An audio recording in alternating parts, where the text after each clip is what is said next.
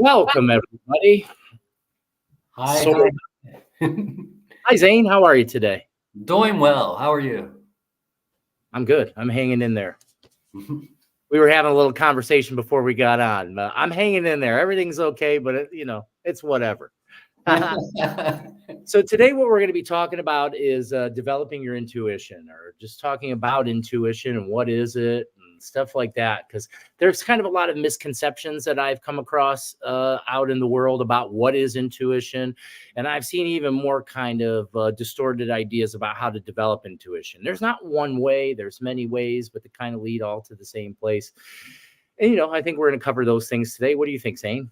Yeah, absolutely. I love this topic. Intuition is something that's very near and dear to me. I've lived my life from my intuition. From your from your Kushko? Is that where you? Yeah. From my, but more from my Psyche, because intuition's more in the Psyche. Okay. Yeah. Well, we'll have to touch on that. Well, I want to welcome everybody. And before we get started, Zane, if you wouldn't mind, could you open up Sacred Space, please? Yeah, of course. If everyone would please make that diamond mudra. You can make it like this or like this. Usually when I'm sitting, I place my hands like this because it's more comfortable. My elbows aren't out. And just place that around your navel. And just start to take some deep belly breaths. And more than that, notice the energy moving around your navel. Underneath your hands, there's energy that's moving as you breathe in and out. And that energy connects you to everything there is, all of material creation. And especially to the spiritual dimension of material creation. And through this navel, which is how we connected to our mother originally, and how we sensed everything. It was our first sense organ. And it's still our primary sense organ in this reality. Just knowing that. And from it extends millions of threads of spiritual energy that connects you to everything that is. And just notice that. Notice how you are breathing in the exhalation of the plant kingdom. And you are exhaling the sweet, sweet fruit that the plant kingdom needs to survive. Think about that symbiosis.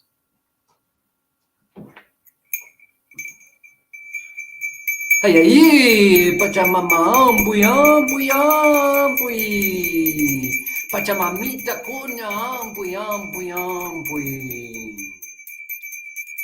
Hey, Mama Kia, Mama Unu, amboy, amboy, amboy. Hatten Wilka, takes a year for amboy, amboy. Amboy, amboy, amboy. Wilka Wairakuna, amboy, amboy. Wilka Nina, amboy, amboy.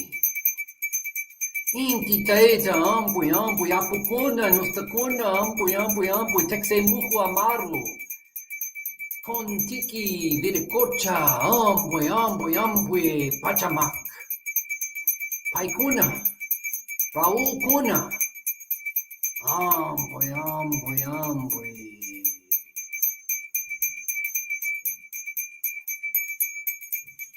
Rixivichi raiku Mishkikita, Sonkoikuta, Futui, Futui, Futui.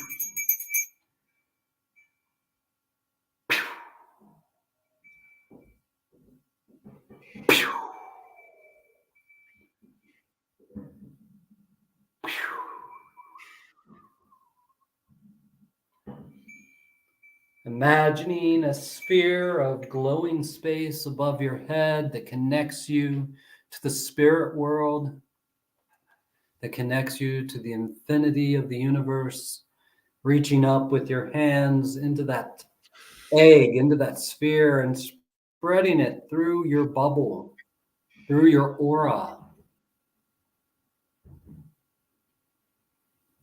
And now inside of your awakened body of light, imagine you are extending a blanket of love from your heart and throwing it around our entire community, everyone that is here live and everyone that will view this in the future, that they will be invited into this eternal moment. Hey, hey.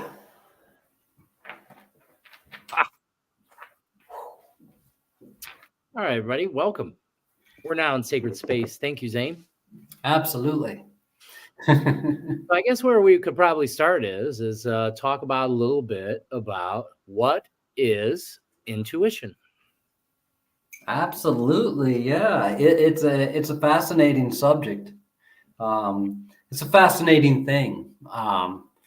I don't want to just run over the whole conversation here. So if you have something to say, I can. I aimed the question at you so you can uncork it. Okay, well, good, awesome. Sooner or later, you'll stop and I'll start. Yeah, And that's good for me. So intuition is an interesting phenomenon of being in a material body. This is where some people get things a little confused about intuition.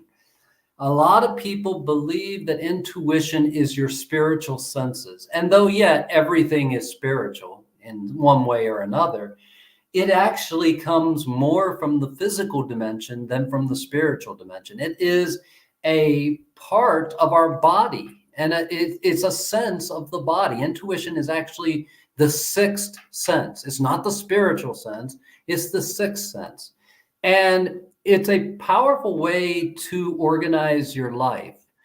But intuition is related to our instincts. Just like when you see an animal and they just know to run or to jump at a moment, that is their instincts taking over.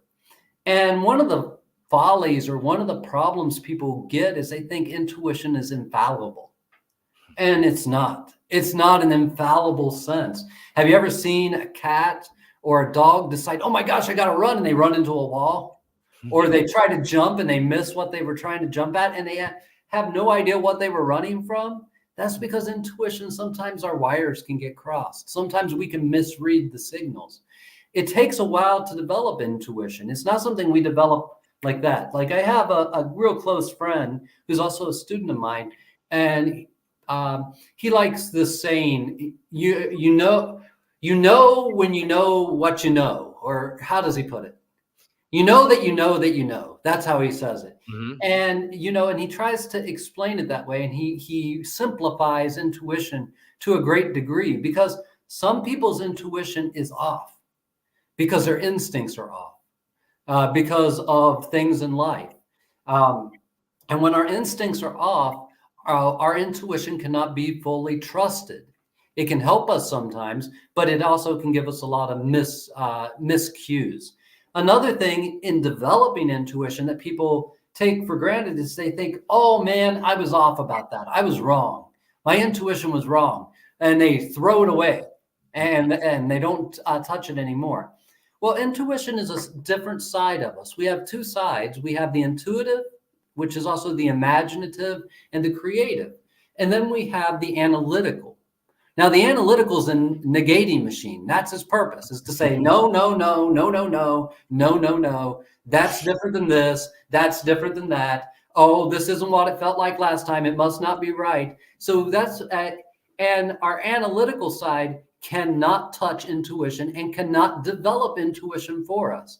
We cannot reason our way into intuition, because it's a feeling sense, not a intellectual sense.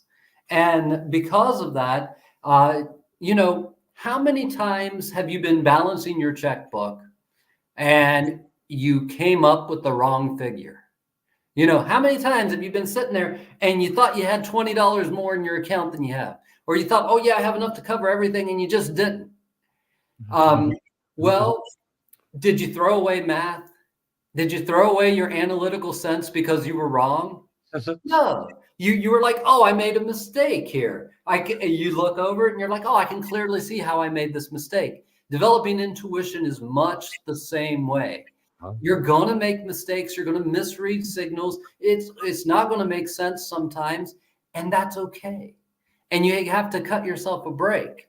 Now, when you are on, and you're setting anchors this whole time, while developing your intuition, you're setting anchors. And eventually you start to know what a on signal is and what an off signal is.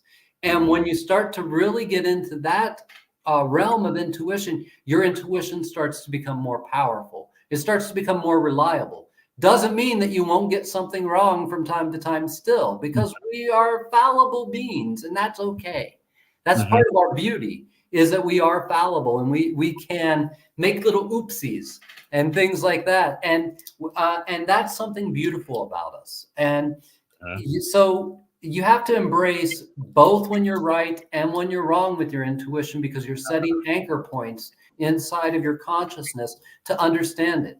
And intuition is not like a spirit speaking in your ear saying, hey, you better not do that.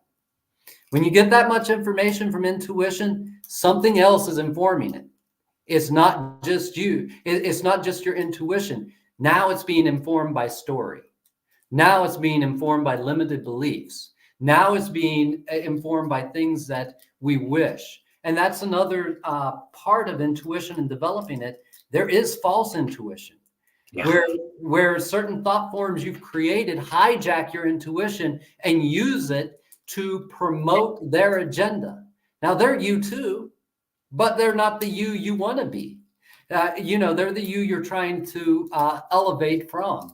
And as they were set there for a purpose. And I don't want to get too much into that, because then I get into trauma and how trauma creates spirits, and how those spirits are, why those spirits are there. And that's just a whole other subject. But I think that's a good little beginning point here. Yeah, it is. It's a good beginning point.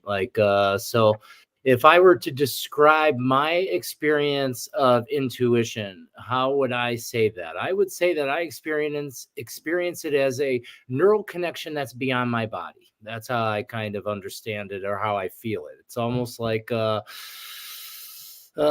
bunch of electrical wires come off of my nervous system and connect out into what I perceive as space around me. And it kind of can sense things, that sixth sense you were talking about, which can inform any of my other senses, including my vision. So it can inform my senses when I'm picking up in that kind of radiant field. And so I've noticed that you can modulate it by different ways of breathing, or just, changing your frequency. If I can, you don't really, for some of us, we don't have to do anything. We're developed to where we can just change the frequency at will. But changing the frequency changes the sensitivity of how I'm sensitive to that nervous system, to that neural connection into the field. And it's constantly developing. It never stops developing unless I don't give it attention. If I'm not giving it any attention, then it's not like it really atrophies. But then again, I don't know. I haven't spent a long time away from using it to be able to say that, to really say that. And then you're right. There's definitely times where the frequencies that come through this living field come into you, and you make the wrong decision because it brings the feeling triggers some sort of thinking that begins to happen. And like we were just about to go down the rabbit hole, there's a lot of reasons for that. There's a lot of things that can happen there. But I also, for me, I look at it as it's not always that my intuition's wrong. It's that my perception or the way I took it in is wrong. And like how you were saying, just putting it down, throwing away, throwing out the baby with the bathwater, getting rid of math if you have some sort of issue with math. I like to wait to, a lot of times my intuitive hits, if they're off in the present moment, right when it's happening, I just hold back and I just wait. Because usually what it is, it's some sort of echo. It's because, and where I'm getting the information and frequency from is outside of my perceptions of time. So there's times where I'm perceiving time, and the message that came into me, the awareness that came into me, is just not perfectly in sync with this moment. I do believe that we're able to consistently improve our connection into the field, just like all of our other senses. All of our other senses and sensibilities are capable of being expanded and sharpened, and dexterity added to them. Absolutely, yeah. Yeah, it's one of the things, and this might be something that people don't always think about with intuition, is it's part of the id. When we break things down, like in Jungian psychology, and we have the id, the ego, and the superego, it's part of that basement part of ourselves. It's part of the subconscious part of ourselves. And that's also where our internal wounds are, where our woundings and our traumas are.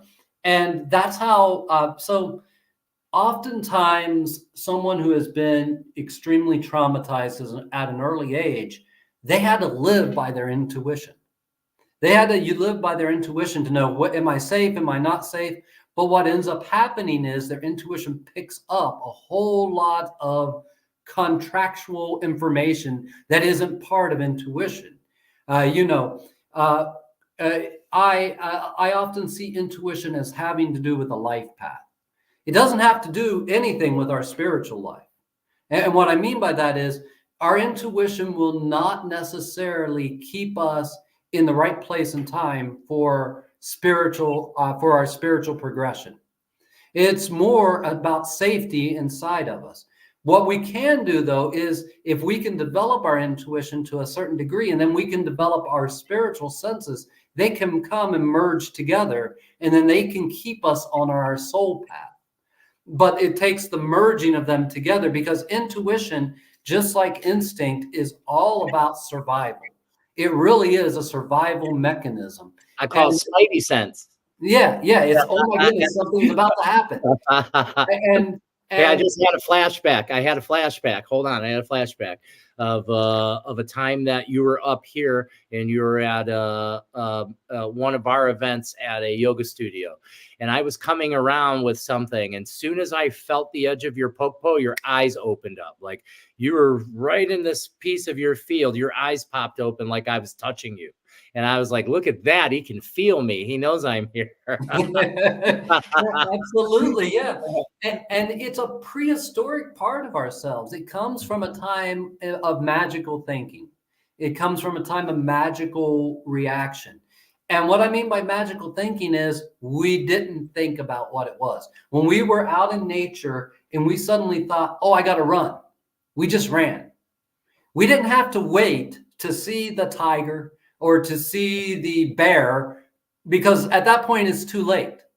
Our intuition isn't going to help us at that point, and we're not faster than these animals, and we're not stronger than these animals. So our intuition gave us the information, and then we acted on it. Now, what happens when someone has been traumatized is that all intuition becomes danger.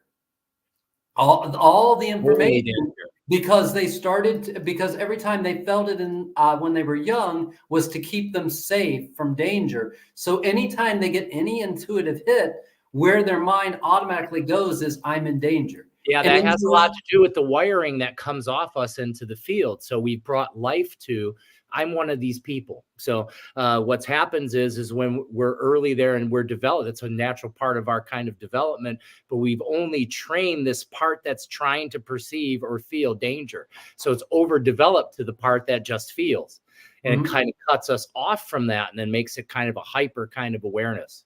Yeah, and because just like you were saying, wired neurologically, because of the fact that it releases cortisol, because we've trained ourselves to release cortisol and go into fight or flight when we feel our intuition switch on when we've been traumatized, that that actually damages the hippocampus. The hippocampus is rich with cortisol receptors. And the more cortisol that gets pumped into it, what ends up happening is we start to look at every experience as a danger. As I've already been there, I've already done that. That's nothing new. Nothing becomes new and everything becomes boring, because we can't experience enthusiasm anymore because, well, we're putting ourselves in danger to be that vulnerable.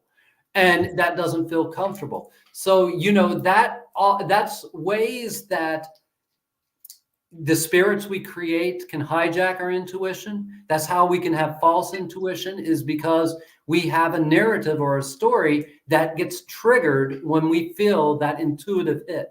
Because it is just like my mom. Every time she had any type of intuitive hit, she automatically assumed something bad was about to happen to herself or someone else. Mm-hmm. And that was because that's where she lived from. She lived from a place where she was always trying to protect herself from something bad happening, where she didn't trust the world.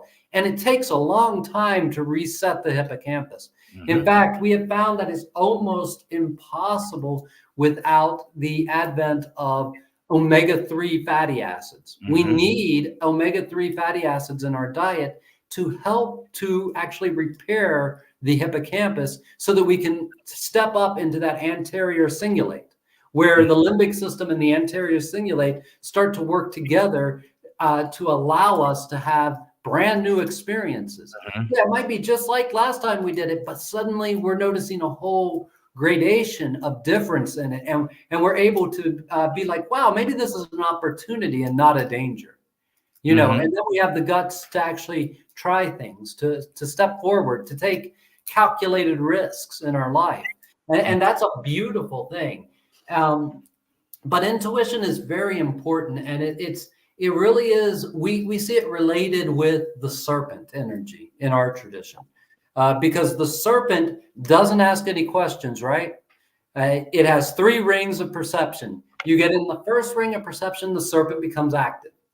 It lifts its head, it moves a little bit, starts to stick out its tongue and try to sense what's going on. You step into its second ring of perception, the serpent starts warning you, whether it's a poisonous one or not. If it's a rattlesnake, it starts rattling its tail. That rattle is not to say, oh, I'm going to get you. That rattle is to say, hey, I'm here, and I know you are there too. And that's intuition, that's instinct. And then if you step one more step into their area of perception, they're not going to use a higher brain function to say, is this danger or not? Their instinct takes over and they strike. And that's how intuition works too. It is a mechanism of our subconscious mind, and it's wired straight into our nervous system. Mm-hmm. And we have to really do work to elevate ourselves so that our intuition can be more than a warning system, so that it can become something that is also a alert system to an opportunity.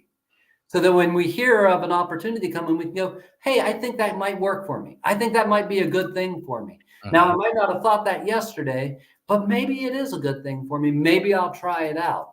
And you know, but until we heal that damaged brain circuitry, it's really hard for us to see opportunity instead of trauma, instead of danger, you know. Mm-hmm.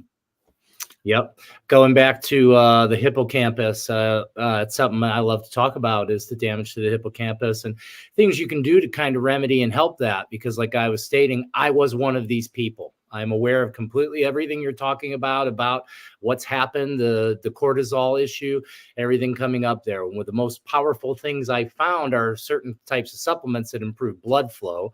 Like, so for myself, what I used to improve the blood flow in my brain was some L-citrulline, some omega-3 fatty acids, lion's mane mycelium. What else did I use? Niacin.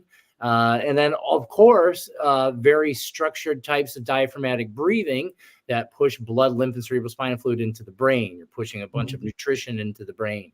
Also eating proper nutrition, things like that, putting stuff together. So feeding your brain these things and then doing things like probably what we're going to talk about. There's most of these practices is how you develop your intuitive senses through mindfulness and meditation, taking time to listen to your gut, to be quiet, to be sometimes even in, you know, solitude, being in deep solitude. For some people, it's journaling or staying open to new experiences, learning to let go of things that no longer serve you, educating yourself, you know, finding trust in new forms of intuition instead of when it's just saying, hey, watch out for that. Like, oh shit, I have a hit coming in. Something bad's about to happen. Now starting to, when the things come in, oh, something beautiful is on its way. I need to pay attention.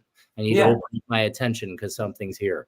Absolutely. So those are the things that begin to heal that brain and have us be able to move more energy through it, opening up things. Yeah, it absolutely is. And it's being able to step into those higher brain centers It's not really, the intuition is sending the same information.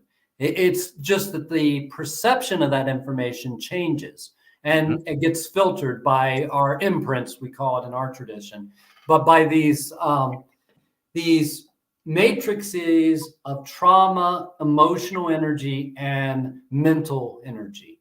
Those mixed together create a narrative or a story of what something means, just like you were saying. And when they get triggered, we easily go into a reactionary phase because our instincts get triggered. That's why it really is about resetting our instincts. It's really about getting back to our primal selves again. All of us know intuition, though. Everyone uses it every day. It comes in handy all the time. Just how much we notice that that's what's coloring our lives or what's making us make a rash decision. And usually, especially with pure intuition, when we're not talking about developing the spiritual senses and using them in tandem with intuition, intuition usually has no intellectual component to it. It's like I'm driving down the road and my body just turns the long way. It turns the way that's going to take the longest to get to where I'm going. And I have no idea why. And when I start thinking about it, I might be like, why am I doing this? Why do I want to go this way? This is a bad idea for me to go this way. It's going to take me 10 times longer to get there. But if you never know why your body reacted that way. It might be danger, or it might just be that you're going to see something really beautiful and it just really craves that sunset that you're going to see if you go this direction. And that's medicine that you need, because we are photosynthetic beings. We need the light of the sun. The light of the sun actually comes through our eyes and goes back into the pituitary gland, and it starts to activate it. And because it is an eyeball, it's an underdeveloped eyeball. There are photoreceptors on the gland. And so that tells us that we need sometimes bright enough light that it actually penetrates and reaches the brain to awaken certain functions within us. Yeah, it opens up the melatonin movement through the pineal gland. There's lots, even just using natural light, candlelight, fire, all the things that kind of attract us normally. Those are really powerful tools that now science has caught up and are able to show how it affects the brain and the systems of the brain. I just want to let everybody know what we're here talking about intuition, and we're going to probably step next soon into how to develop your intuition. So I want to leave the floor open for anybody that has any comments or anything they want to share. And I just want to shout everybody out that's here. Hi, Magic Mike. Hi, Tom Thompson, Tom Shuck, Tachi Navarro. Hi, everybody. I'm glad you're here. Hella Quick. I love Hella Quick. Welcome, brother. Awesome. Yeah.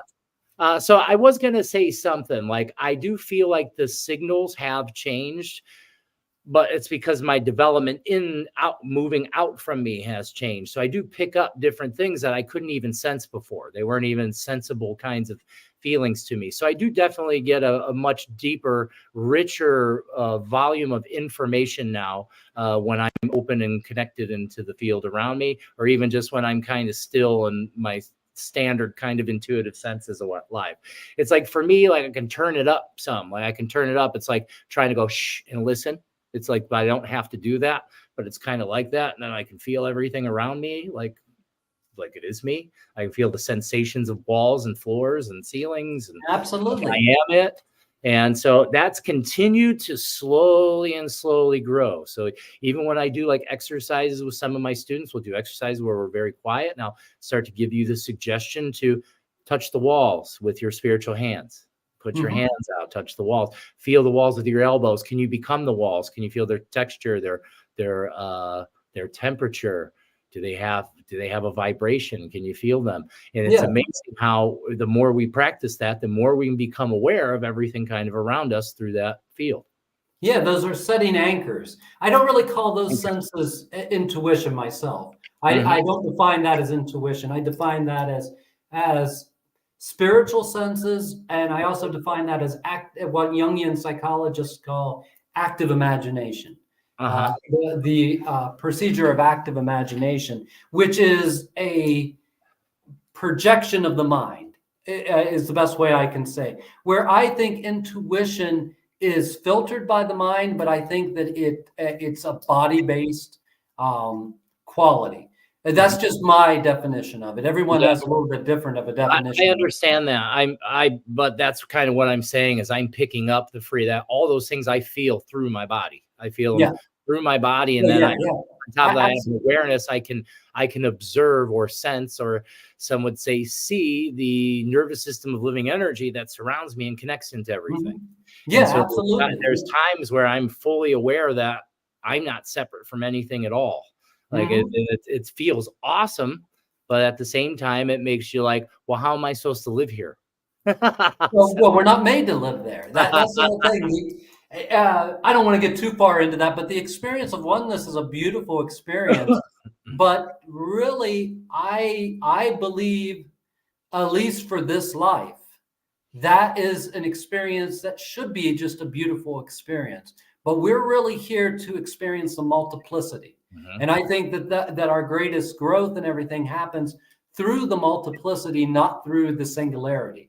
Because if we were meant to just be the singularity, we would be in the singularity. Oh yeah, I get that. What I'm saying is that's part of what I'm experiencing as my overall being. Like, I'm not saying there's there and then there's here. It's just a certain type of sensibility and feeling that takes me way out of what most will consider a normal kind of context into reality. So it's just, I think that's something that's meant to be continually developed along with the rest of it. Absolutely. I get what you're saying. I'm not going to go chase that. Like, I don't want to go sit on a mountaintop and meditate. Day. I'm here to enjoy myself as a human being and feel my human life. I want to do that, but I also want to, as this grows, I want the rest of it and feel the rest of it to grow. But it's because it's so kind of wacky, and never been there before. For me, it's very uncharted territory, and I think for a lot of people, that's uncharted territory. I don't know many people that talk in this sort of sense and understanding of this kind of energy around them. So there's things that happen, and I think there's more people these kinds of things happen to that they're not open to talk about it because they're fear of alienation. I don't really have that fear. That's something that left me as I healed my hypothalamus, my hippocampus. That started, oh shit, kind of left. It went away. So I don't have I don't care really what anyone thinks. I try not to scare people though. I think that's kind of important. See, I'm on the other side of that equation. I'm not worried anymore about scaring people, because I know sometimes they need to be scared because that's part of life. And that's part of intuition. If we don't have the ability to feel the full range of emotions, our intuition is hampered. So if we only think, oh, all I'm supposed to do is feel positive emotions, we've hampered a bit of our intuition, because the intuitive hits that we could get from the more negative emotions aren't there. Because I don't want to say emotions, feelings, because emotions are stories, but the feelings that we get can be ugly feelings, and they can mean something to you. And it's important for you to be able to tap into the ugly and the beautiful, and to sit with both to develop your intuition fully. Because otherwise you're picking favorites, or what you're telling your consciousness, what you're telling the overlord of the brain is, don't give me signals that come from this stimuli. If the stimuli feels like this, I don't want the signal. I want to ignore it.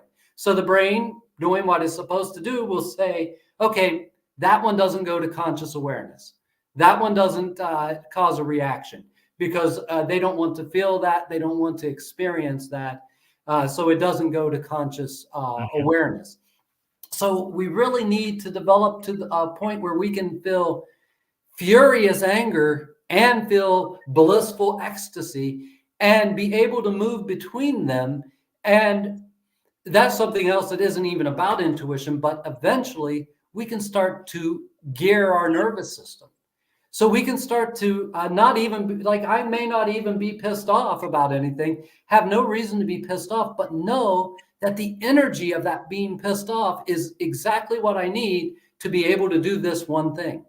And without it, I'm not going to be able to accomplish that. And maybe I need to work with sadness to be able to accomplish this other thing I'm trying to accomplish.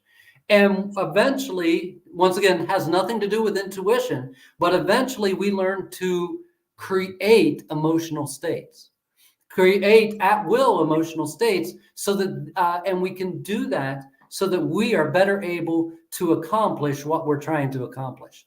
You know, we can create passion over something we're not passionate about. Mm-hmm. And we have the right to do that.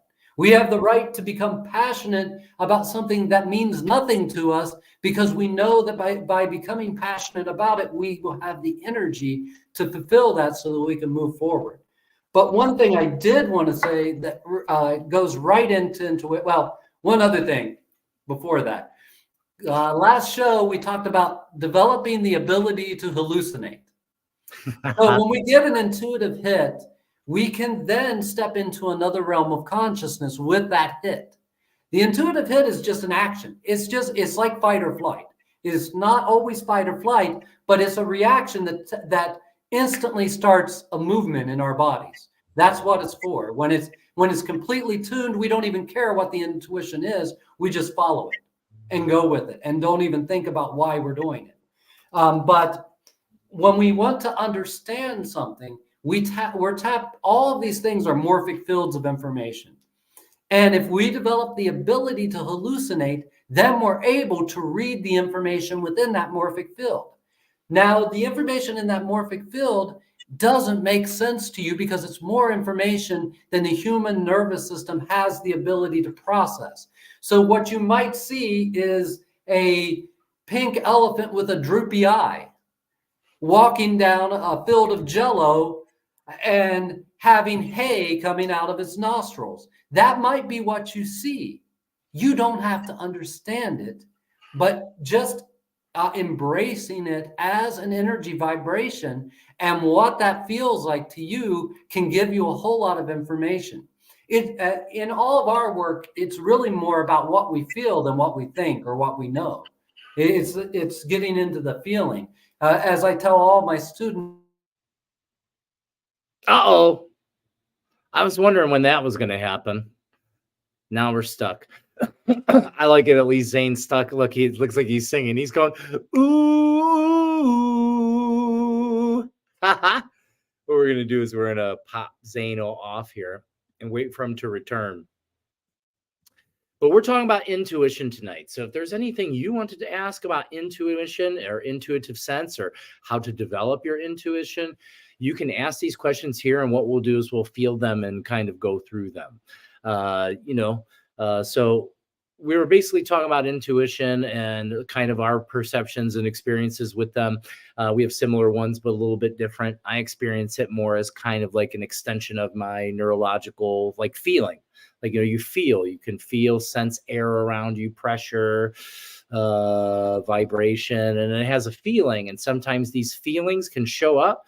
And if you allow yourself, just as Zane was saying, allow yourself to hallucinate, which, isn't in that kind of idea of it's not real. It's more or less using the disciplined imagination, having that ability to feel the vibration and let your disciplined imagination create the picture. This can begin to open up your intuition. But the hard part is trying to keep the analytical mind from jumping onto that and trying to decipher, what does this mean? Like, I think you just said an elephant with a droopy eye and hay in its nose and some other things. So, and there's Zane, you're back. It was awesome. You were there. And like, we sat there, we sang a little bit because you were in between a word and it looked like you were going, ooh. So, yeah. Absolutely. I don't remember. We were talking about an elephant with a droopy eye, and then we were talking about hallucination. And I think I think it would be cool if you talk a little bit about what you mean by hallucination, because listen, the standard mindset about what that word isn't going to be exactly what you're saying. So I think you should add on to that. What is it that you mean, Zane, by let's get better at hallucinating or hallucinating in your favor? Allowing yourself to go into visionary experiences, and they don't have to be visionary so much. They can be felt experiences that make no sense. Yep. That make no type of sense whatsoever, and that the ordinary person would throw away as some kind of garbage gumbled thing that they can't use. And that's exactly where we are trying to oftentimes develop ourselves into, is to start to pay attention to those things, not to understand them, because they're outside of the realm of understanding. You know, we see the universe often as being made of 3 tiers. There's the knowable, which is a part of the universe that is always growing. What is known is always growing. It's always getting infinitely larger and larger. What is unknown is the second tier, and it's bigger than what is known. Bigger than that in our universe is what is unknown. And it is, even though it's larger than the known, it is infinitely shrinking. And then the biggest sphere that makes up the universe is the unknowable. It can't be known in any way, shape, or form. It just is. And so that is where hallucination comes in, is to access and to be part of those realms of experience, which you're not going to understand and you're not going to know, but you're going to be able to have an experience of it. And it's all about kind of cultivating the attitude of a passerby, kind of cultivating the attitude of someone who's just sitting, watching the tide come in and out. I'm sure almost everyone who's been somewhere where there's a tide has done that. Just watch the waves come in and out. And that space you get into where you become very passive and you don't care and you don't need to know, you can just be there. And that is tapping into the realm. If you go a little further into that, you'll start to hallucinate. You'll start to see things that don't make sense and don't have to make sense. And they can mean something very deep to you, but you can't share it with anyone else. You can't say, oh, I had this and it meant this. And isn't that awesome? Because it makes no sense to them. It's something that's nonsensical. It's just like the medicine of absurdity. Sometimes we, in shamanic traditions, use the absurd to heal with because it's very powerful, and sometimes it's the right medicine. Sometimes we use fear to heal. Sometimes that's the whole thing. We can't say any one thing is completely bad or completely unusable, because the universe doesn't make junk. Yeah. There's not junk DNA. There's not junk emotions. There's not junk feelings. There's not junk visions. They're all meaningful, but you don't necessarily have to understand them to get the meaning from them. Yeah, a lot of that comes through helping yourself to step out of the mindset of judgment, because whenever you're trying to judge things, that's when you're trying to find its meaning. How does it make sense? And I know for me, earlier on, when these kinds of sensations were beginning to happen, I would chalk it up to, what does that mean? And then so by what happens is I would say, what does that mean? And just like you said, if I couldn't say what it means, like, that must be junk, kind of throw it away. Whereas now it's more, I don't care what it means. The vision, the feeling, it's basically how I would describe it, as the feeling creates an ability for your mind to create vision, to open up into this form of vision. And it doesn't have to make any sense, and don't try to make sense of it. Just pay attention to how it feels. Just allow yourself to feel it. And then just as you were saying, exactly, it does, whatever it is it feels, that's for you. That doesn't mean you have to try to translate it into a language that someone else understands, because they may not understand, because this may be only inherent just to you and only makes sense just to you.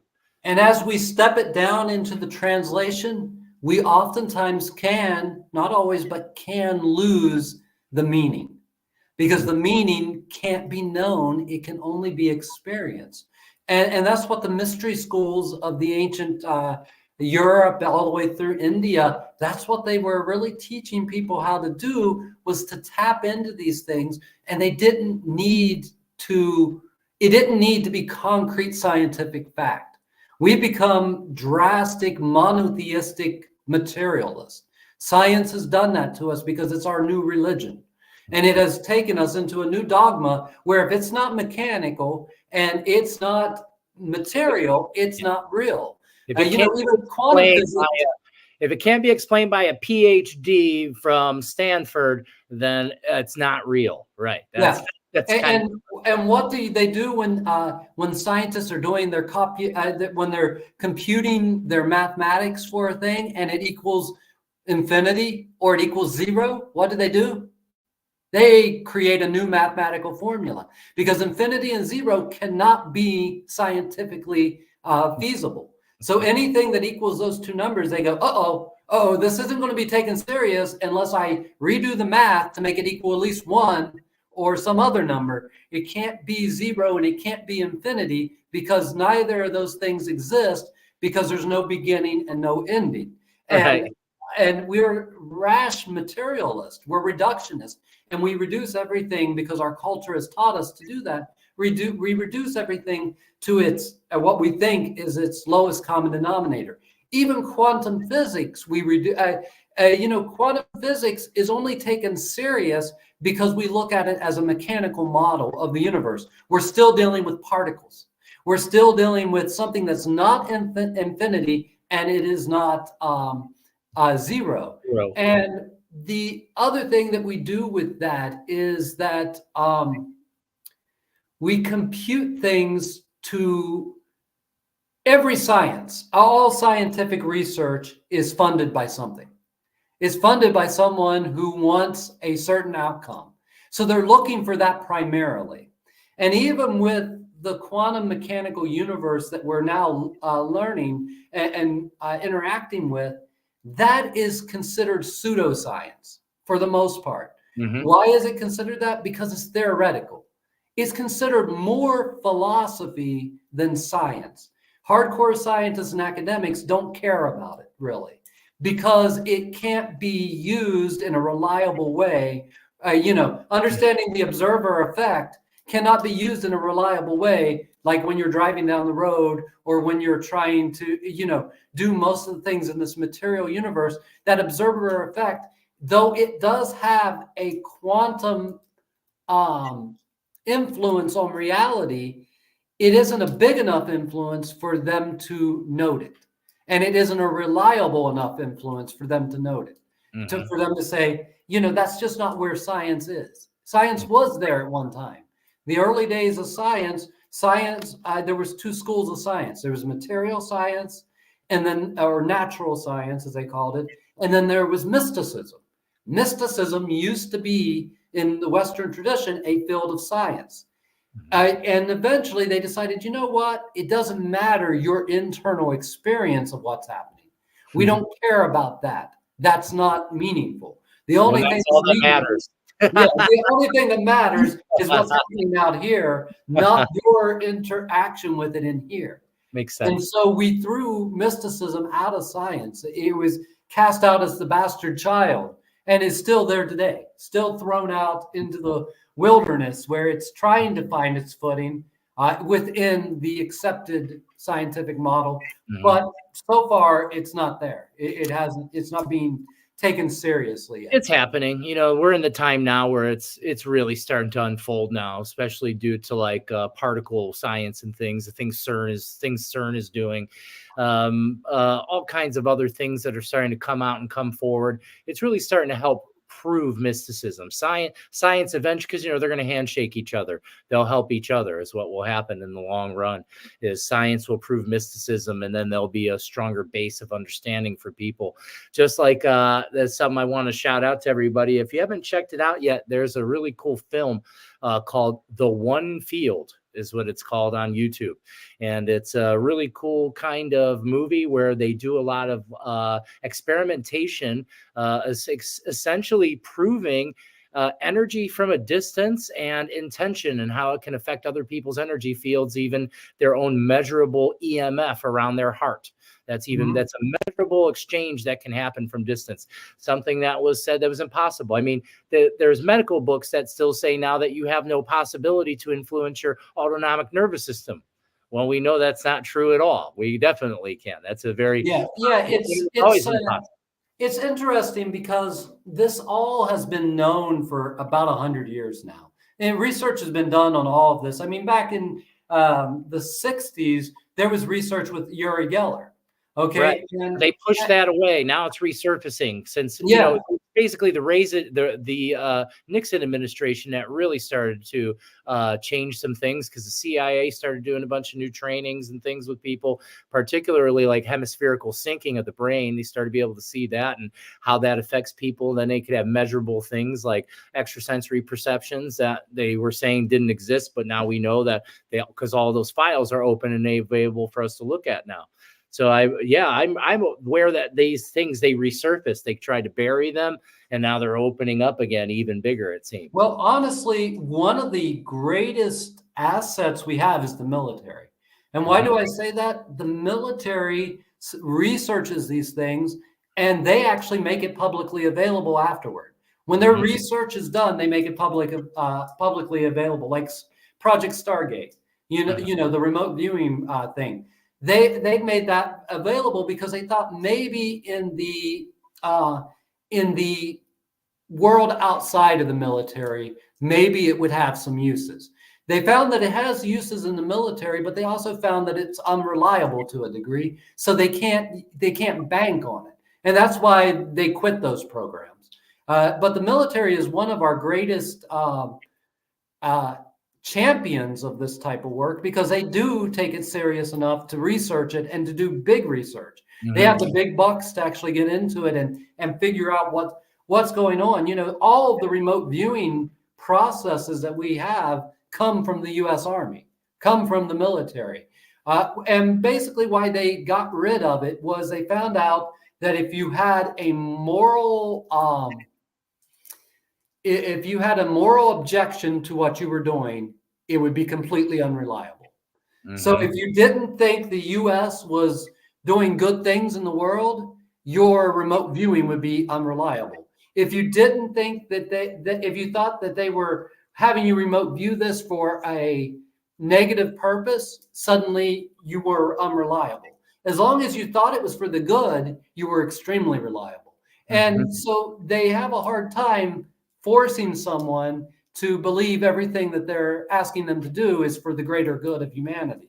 And that's one of the reasons why they got rid of the remote viewing program in the military, was they ran into too many pitfalls like that. But as soon as they did, even though it wasn't released at that point, as soon as they did, they wrote up a manual to be released to the general public on how to do it. People spend a whole lot of money to learn remote viewing, and you can really get the free document directly from the government that teaches you their protocol of doing it. That's part of the unreliability, is because, it has a lot to do back to like the science-based mind. We can all learn. Well, I'd say the vast majority of human beings can learn an alphabet. Not all human beings will learn how to astral travel. So that it's not that it's unreliable. It's just not for every being. I believe that every being has a very powerful gift, and not all of us, many of us have similar gifts and have things that overlap. But from my experience, what I see is everyone has a gift. Few unwrap them. That's what I've noticed so far. Yeah, and even if you have a gift, it doesn't mean you have the power developed to use that gift, or to use it well. And I did see that Tom Shuck had a question that actually. Let's go up here. There was a couple of them. Let's move right here. Let's hit Jill first. Okay. Jill, are you saying to create a hallucination in the mind or see what comes up? I think from what you said is to see what comes up. We're not doing a creative process. A hallucination isn't an imagining. An imagining is something you do. A hallucination is a vista. It's like when you look out at the road and you see water on the road, and then when you get to it, it's not there. Because your mind couldn't understand what it was looking at, and it just filled in the gaps with what it could understand. You know how a mirage happens. A mirage is a hallucination. And that's what I mean more about a hallucination. You catch something out of the corner of your eye. Now, you can sit there and use your imagination and create it into a shadow, or you can create it into an angel or whatever. But if you just let yourself catch it out of the corner of your eye, and then you just fall into it, you feel it. And the feeling could create a vision. but it doesn't have to. Hallucinations do not have to be visual. We're just such a visual culture. Psychic power does not have to be visual. In the Andes, they don't see, they don't care to even see. It's not important to see. What they're they put feeling on the highest rung, action on the next highest rung, and understanding and knowledge on the lowest rung of what's important. Those are our three powers in this world for us to interact with reality. And for that culture, the most important one is the feeling sense. Second is the acting sense, the physical ability to do something. And third is to understand it or to know what you're doing or why. So that's their tier. In the Western world, we put intellect at the very top. We put action at next rung, and we put feelings at the bottom rung. It doesn't matter what you feel. It's what you think that matters. How do you think? And it's all about that. We like people to pontificate.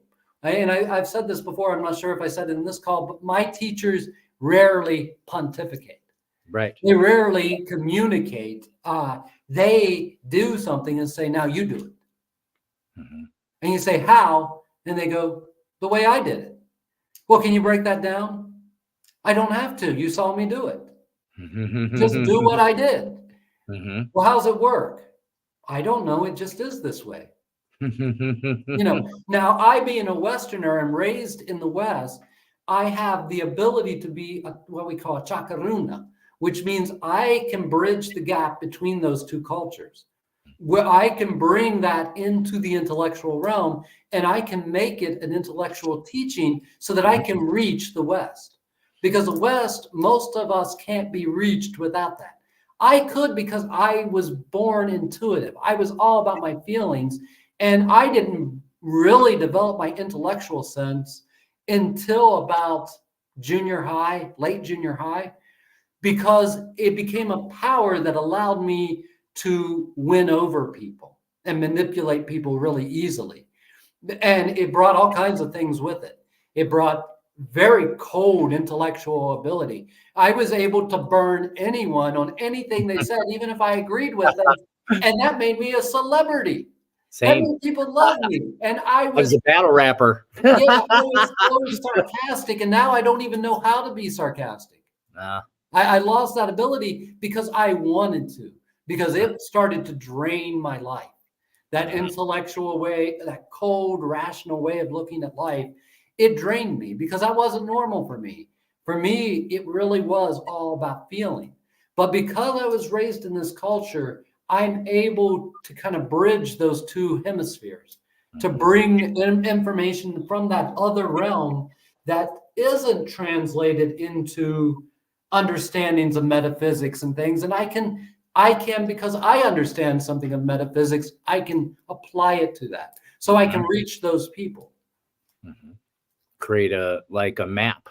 Yeah. So I think in a way that kind of self-explains itself, because even when you're saying, are you saying to create a hallucination? Well, I don't think you can create a hallucination. That would be imaginations. You're creating something, whereas a hallucination is you're allowing something. One of the ways I think this will clear it up. A imagination is a communication to the divine. We communicate to the spirit world through our imagination. A hallucination is the communication of the spirit world back to us. It's what happens when we're passive, not active. Right. When we're actively doing something, we're not hallucinating. It's a mechanism of being passive.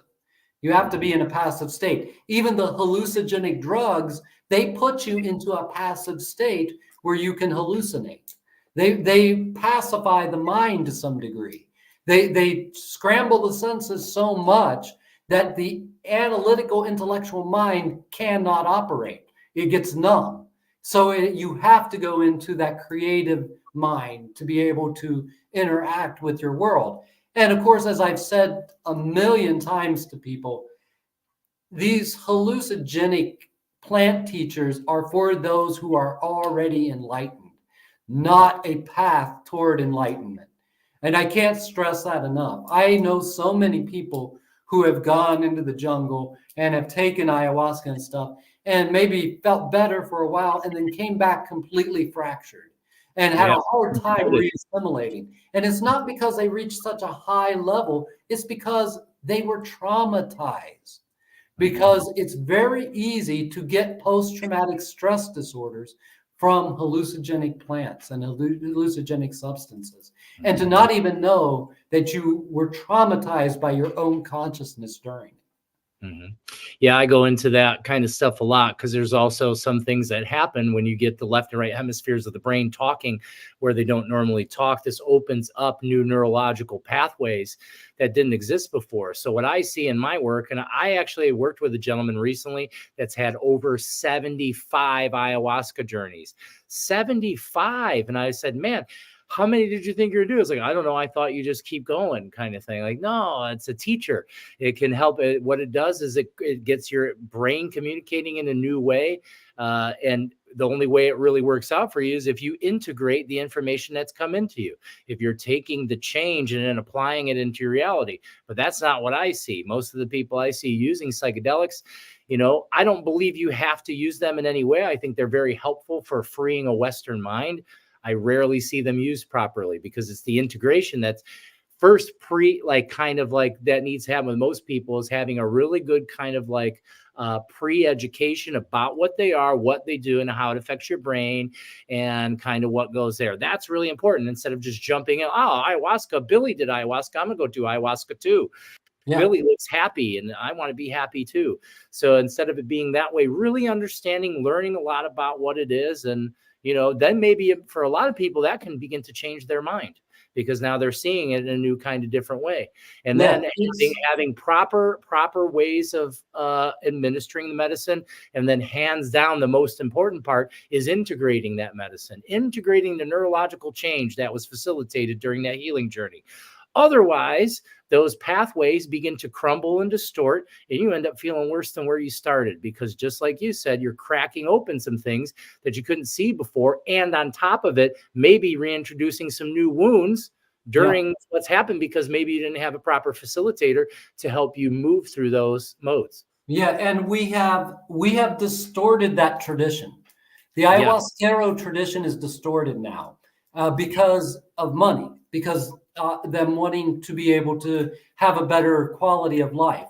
One, it enticed a lot of people who have not been properly trained to start up the practice. Two, it changed the way it's used.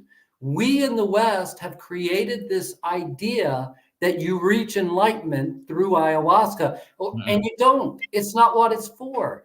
It was never for you to go down because you were depressed and take an ayahuasca journey. It was never for you to take it to get a release from something. It was actually reserved for people who were terminal, who were dying. And within the journey, the way that they went through it and the way they came out of it helped you to know if they had the will to live or not, if they wanted to advance their life, or if they wanted to pass away, where their energy field was. It helped you to understand that. And that it was more what that substance was all about. Or it was about initiation.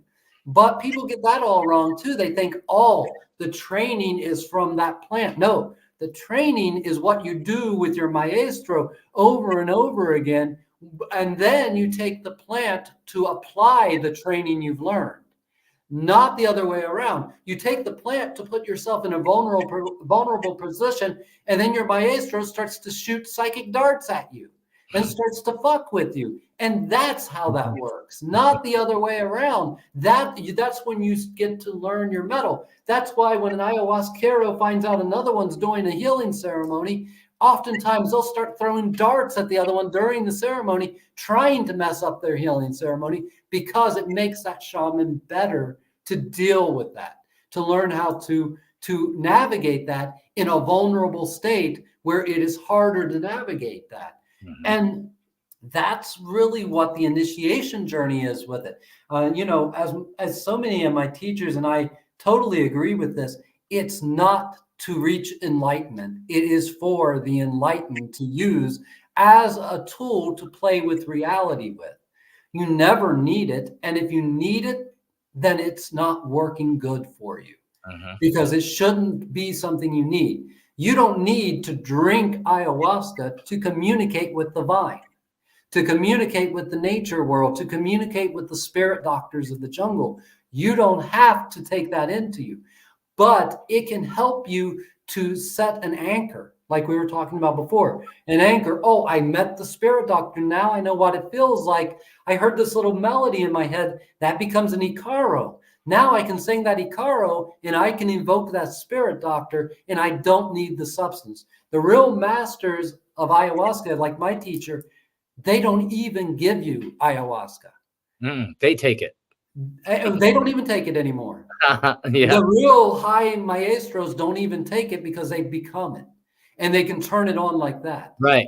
You memorize the frequency. Yeah, and they can, and without you ever taking it, they can pass the frequency to you, and you won't hallucinate. You won't have the big visionary thing that the people have of ayahuasca. You'll have the true one-on-one connection. It's a frequency they're sending, and what it does is it's just like sound healing. Like, so sound healing, when you're rubbing the bowl, depending on how it's tuned, the frequencies can penetrate your skull, and then you can start to have left and right hemispherical syncing start to happen. This is what we see in the biggest part of psychedelic usage is syncing of hemispherical kinds of syncing beginning to happen. And that's something that's totally possible for other human beings to create energetic coherence within the brain of the next, if they're open to receive it. Yeah, absolutely. We do that too. In our what we're doing, a lot of what we're doing is that too. Yeah, we all of it is about learning the realms of trance states and ways of inducing trance. But the worst thing is when you think you need something outside of yourself to be able to induce the trance. You can do it through breathing. You can do it through contemplation, meditation. There's a million ways to get there. But to think that you need this one avenue to get there, then you've become dependent upon it. And when you're dependent upon it, you start to give it your power. And when you give anything your power, after a while, it twists that thing. It twists the relationship because there's an unbalanced power dynamic.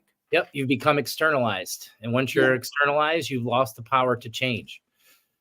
Yep, absolutely. So, I have nothing against ayahuasca. I have nothing against Huachumero. I am a Huachumero, curandero as well. But a lot of my teachers, especially in Caros and stuff, they consider those things dangerous. They say the dangers outweigh the benefits of them, and so they have other ways of entering those states. You don't need that. Well, us Americans just don't care, Zane. Well, we just want an experience, Yeah, right. Tom says, does it help to have an intent when visioning? For example, I want to meet spirit guides or astral travel. Yeah. Well, it's always good to have an intent because an intent sets the energy moving forward. But an intent is such a simple thing, and people often get that all confused. Right now, I'm moving my hand back and forth with the power of intent. And that's what we want to use. That same thing is making my hand move back and forth. We don't want to sit there and go, oh, I want to meet my spirit guide. My spirit guide must look like this or that, or what do they look like? Do they have a hat on? Do they not? That is analytical mind. And we cannot fully enter into a spiritual experience through the analytical mind. We've got to quiet that thing down, and then we can enter the experience.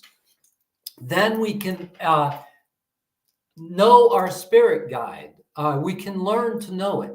But we can also, not to throw a bunch of fear out there, but we can also meet false guides in the spirit realm. Just because something's spirit doesn't mean it's evolved, doesn't mean it's elevated. We talk about the dead sometimes, and just because you have an ancestor on the other side doesn't mean, even if they want to help you out, that they're going to have a positive impact on your life. Because what they think is positive may not be what you think is positive. We're not I don't believe we become these perfected beings when we die. I believe we do more. That's what this life's all about. We perfect ourselves so quickly in life. That's why everyone's waiting around to get a body to come in here and live in Earth School, is because we have the potential to elevate so quickly here. Mm-hmm. On the other side, things like that don't happen so quickly. Right, because the energy is so much more dense in here.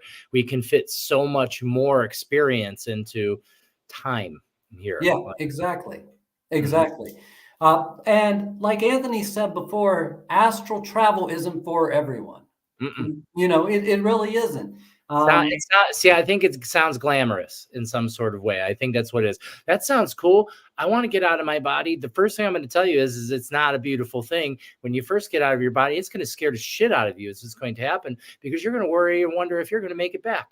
That's the first thing that's going to come to you. So it's not this glamorous thing. And for most people, it kind of comes on naturally. I don't think it's something that's so easily like, hey, well, everyone can astral travel. Let's train that kind of thing.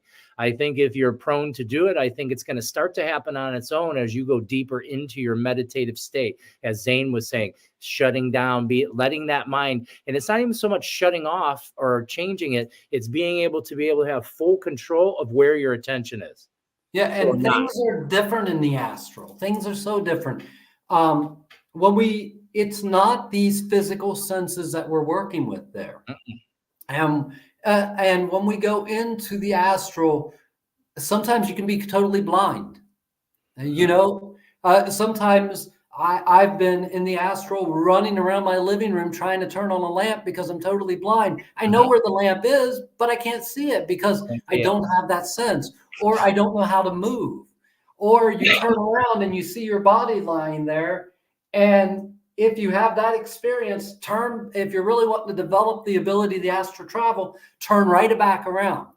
Because if you're looking at your body, your awareness goes back to it. Mm-hmm. And you'll be sucked right back into it. And most people, when they have it spontaneously happens, most of the time, what happens is you find yourself kind of floating up and you smack into the ceiling. And you start going through the ceiling sometimes, and then you can't figure out what's going on. You can't, because you're not moving like we move. It's not muscle movement. And so you don't know if you're able to get out of it. You don't know how to maneuver within it. So it's something that takes a good bit of time to actually develop. But I don't believe that everyone's supposed to develop that ability. I don't believe it's useful for everyone. It's got its uses. I've had spontaneous experience of it all my whole life. But when I started doing breath work, when I started doing circular breathing in particular, and the vibration form of breath work with my breath coach, what ended up happening is it would just naturally happen. Mm-hmm. My eyes were shut and suddenly I'd see the whole room. Suddenly I see everything. That's how it happened for me. Yeah. Absolutely. I had other, like how you're experiencing, I've had other experiences in my lifetime, but I just kind of thought those were dreams.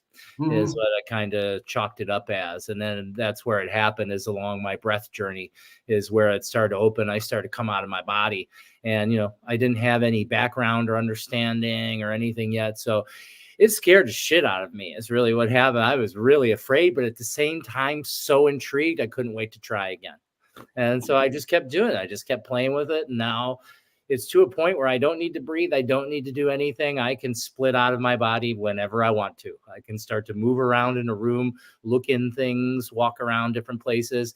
It's taught me how to be able to split my attention, to take my diagnosed ADHD and turn it into like something I can actually use. I think that's what it's most useful for, is teaching you how to split your attention. We're learning in this world. I mean, part of what we're learning is we start off living in the physical body. And then while we're working and evolving, we start to be able to live in multiple bodies. We have a mental body. We have an emotional body. We have these different bodies that we're able to become more and more accustomed to and learn more and more how to navigate them. and navigate the realms that they are tapped into. And I think that's part of our natural evolution, is to awaken new and different bodies. But it's not for everyone to be able to astrally project. And I would say that a lot of people who try really hard to astrally project do it the easiest. They just don't, their astral experiences, they just don't qualify as being astral. They have an expectancy of what being astral means. And because of that, the analytical mind is a negation machine, and it says, no, that's not the historical data I have preserved for what astral travel must be. Astral travel must be this, this, and this. And if there's anything outside of these parameters, it's not that. And I believe that a lot more people actually do it and don't even know they're doing it. Oh, sure. Or they think it's a dream, or imagination. Like just saying, they chalk it up as something, you know. Yeah. That's still my favorite thing currently, is the mindset that goes, it's just my imagination. Like how we've been taught to negate one of the most powerful aspects of our being, you know, our imagination. And secondly, you know, like how you mentioned earlier, at the bottom rung of our society is feeling. That's what it is. Our feeling and imagination are our two most powerful tools, but yet the most buried. I think it's beautiful. I don't look at anything, like, I'm at that mindset of nothing's junk. The things that have been suppressed and things like that, those are necessary for us to be able to expand and grow. Without that, we never get to where we need to be. Yeah, and it also connects us to all of humanity. And I really think that's a big part. You know, you've heard me say it a million times. Being a human is the highest thing you could be. What an honor. Yeah, right? Yeah. I mean, I'm not saying it's higher than a snail or a blade of grass. Right. I'm just saying, if you're a snail or a blade of grass, being a snail or a blade of grass is the highest thing you could be, because it's what you were given. It's the mystery of creation that was gifted to you. You have a role to play in the universe as a human. It's not a mistake. You were supposed to be a human. That was supposed to be a house cat. No mistakes. I love how you just said house cat, because when we were talking about astral travel, I was thinking about my big fat kitty Brutus, and he's like the greatest astral traveler I've ever met.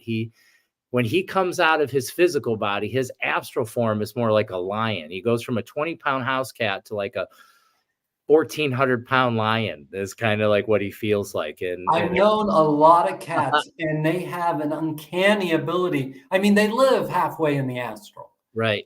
Cats, that's where their senses are. Now, dogs, not so much. When they notice the astral, and it freaks them out. My dog can see me when I'm out of my body, but he doesn't come out of his. My cat will see me out of mine. Like, I'll be like camped out on the couch or something, breathing, taking myself out of my body. My cat will be nearby, and he'll pop right out of his body and start playing with me.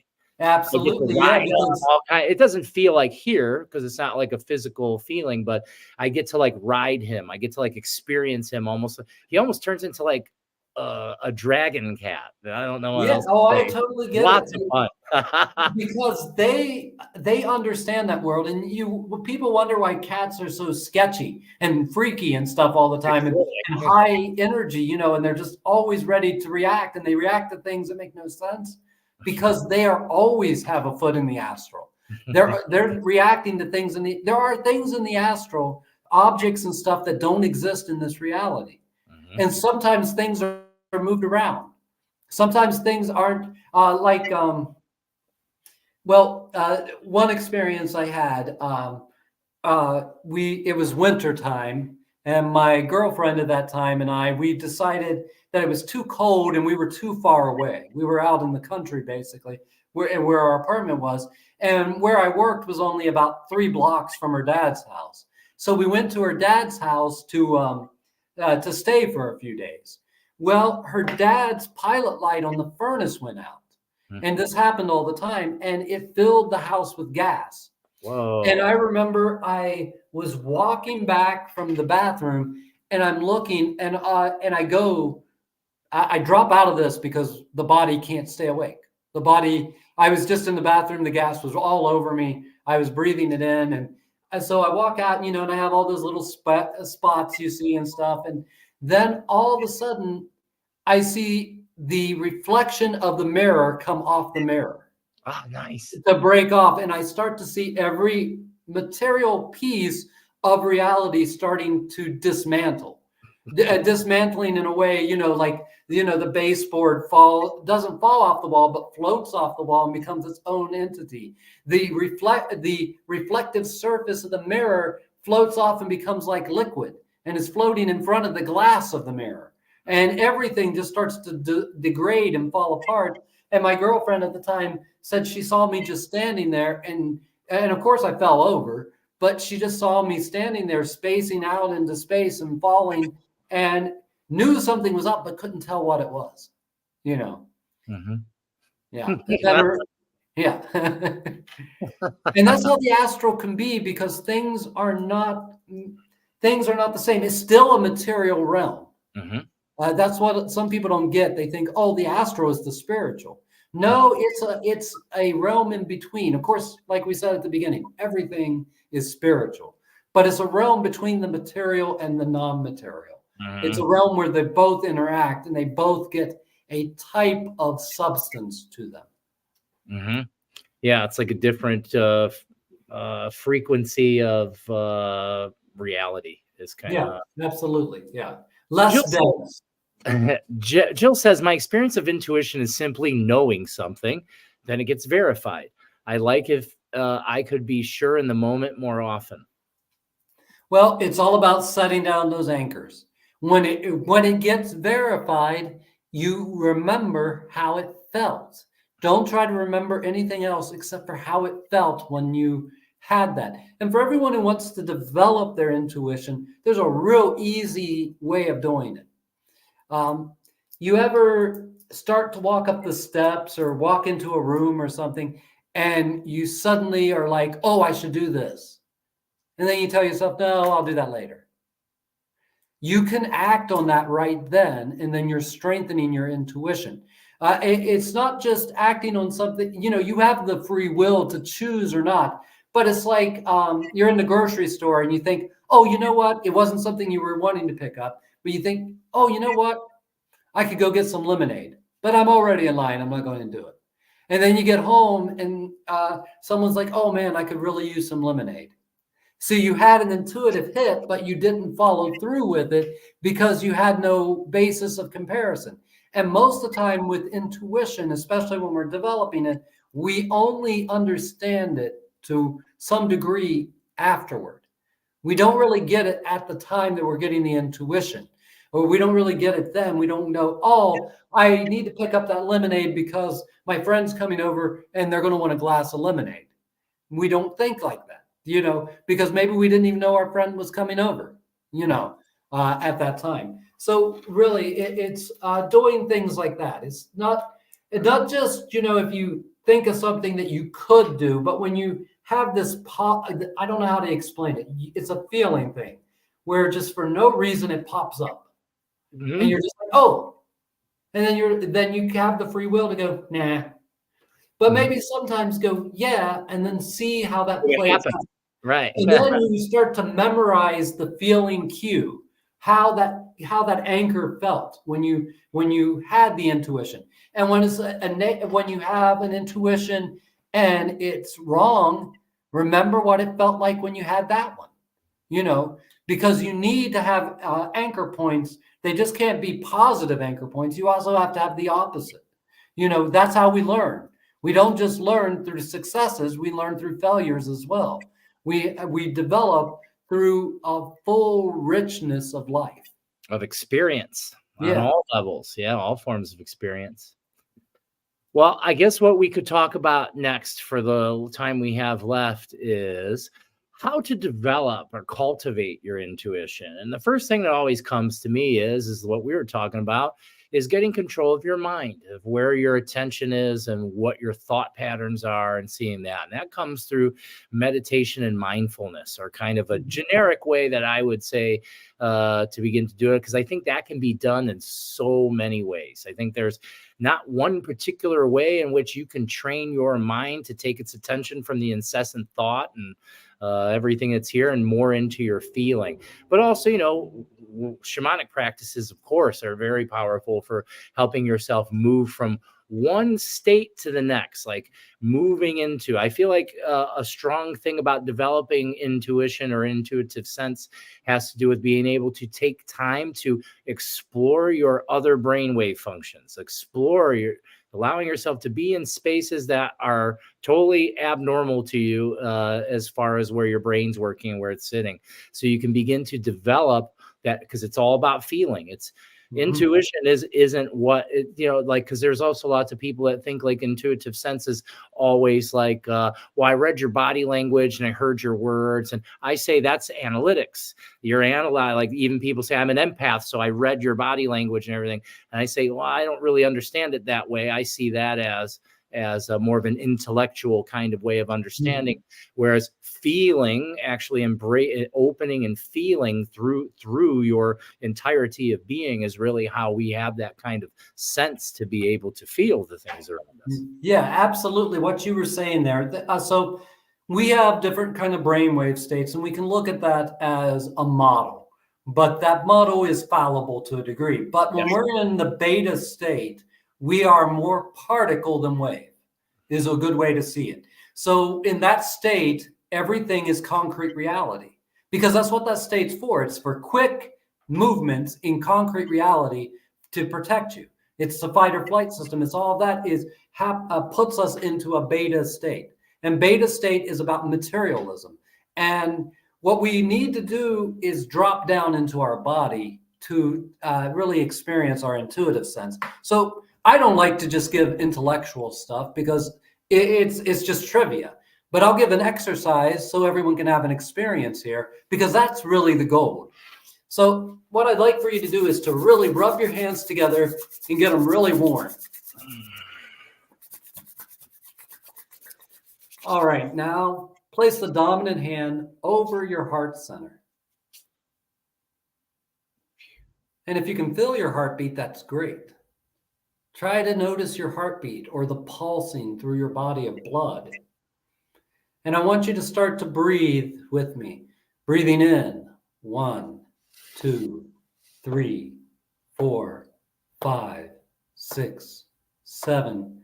Breathing out, 2, 3, 4, 5, 6, 7. Breathing in, 2, 3, 4, 5, 6, 7. Keep going at that rate. Breathing in for a count of 7. Breathing out, but don't count anymore. Just, the space now. Elongate your breath. And notice the warmth and the pressure of your hand on your chest. So your awareness is on breathing long and noticing the pressure and warmth on your chest. And now just start imagining that the breath is coming in through your chest, that you're actually breathing in through your chest.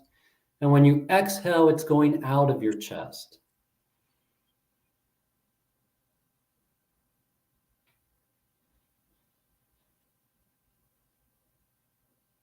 All of your awareness, focus, and attention simply and gently noticing your heart.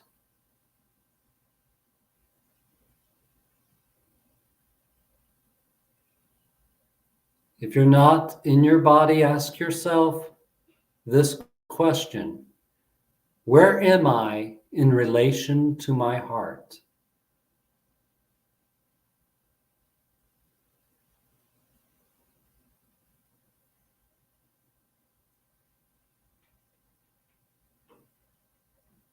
And you're dropping down into your heart field.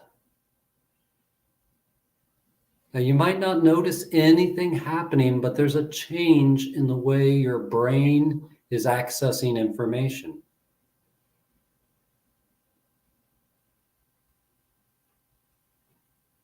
Think from the heart, not from the head.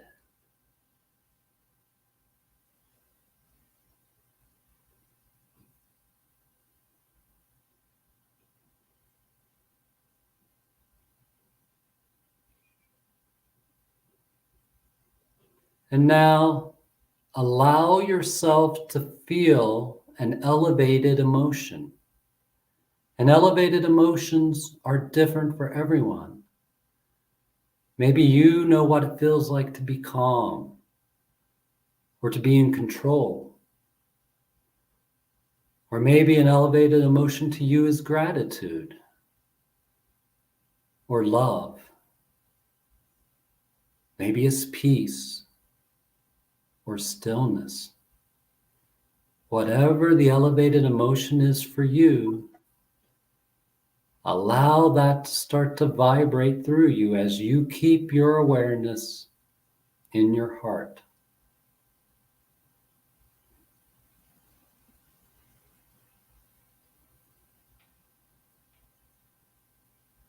If you can do this for a few moments, several times a day, you will tap into your intuitive sense.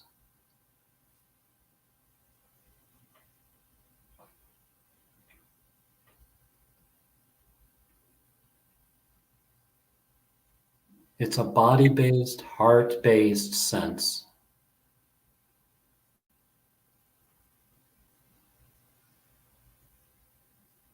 If it feels like nothing is happening for you, awesome. Because that means you're out of your head and into your feelings. And that's where the information comes from.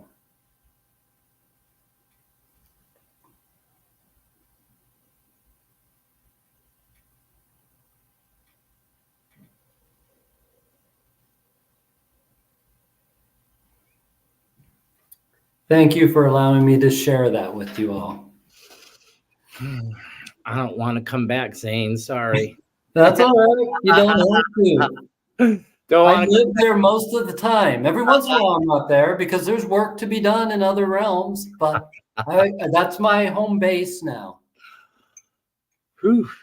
That's nice. Thank you very much, Zane. I really enjoyed that. I have some other kind of points that kind of came through, because that right there is a form of like meditation or mindfulness. It's an exercise and where you're bringing your awareness into your heart, kind of letting the mind kind of move by and allowing yourself just to be in this moment and really feel yourself. And then kind of something we talked about before is like starting to train your mind to pay attention, because first that's all that feeling you're bringing into your feeling. The second step is kind of with that, allowing yourself to become aware of because that's the exercise that's priming the neurology to be able to do it anytime. Like it's just the open. That's just an open way of being that you can just kind of be, and then you can start listening to that, or listening to your gut, when there's feelings or situations that start to happen, and now acknowledging these instances to reinforce your trust in them. So actually acknowledging what you're starting to sense or kind of feel. So listening, that's kind of like what I would say is what it means by listen to your gut.